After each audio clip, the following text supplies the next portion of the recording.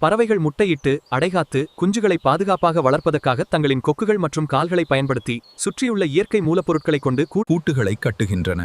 அவை புற்கள், குச்சிகள், இலைகள், சேறு, சிலந்தி வலைகள் மற்றும் நார்கள் போன்ற பொருட்களை பயன்படுத்தி மரக்கிளைகள், தரையில் அல்லது குகைகளில் தங்களுக்கு தேவையான பாதுகாப்பான அமைப்பை உருவாக்குகின்றன. பெரும்பாலும் பெண் பறவைகள் கூட்டை வடிவமைக்கின்றன. சில சமயங்களில் ஆண் பறவைகளும் உதவுகின்றன. பறவைகள் தங்களின் அலகுகளைக் கொண்டு பொருட்களைச் சேகரித்து கூடையைப் போலவோ அல்லது கிண்ணம் போலவோ வடிவமைக்கின்றன.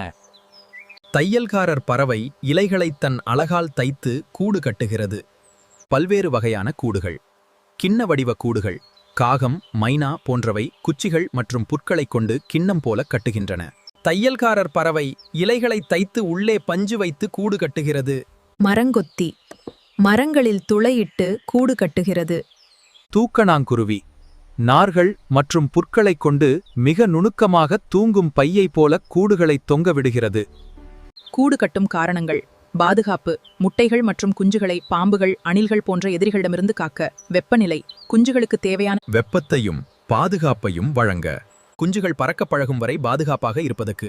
பெரும்பாலான பறவைகள் ஒவ்வொரு இனப்பெருக்க காலத்திலும் புதிய கூடுகளை கட்டுகின்றன. சில பறவைகள் பழைய கூடுகளை சரி செய்து பயன்படுத்துகின்றன. இந்த வீடியோ பிடிச்சிருந்தா லைக் பண்ணுங்க ஃப்ரெண்ட்ஸ், சப்ஸ்கிரைப் பண்ணுங்க ஃப்ரெண்ட்ஸ். தேங்க்யூ.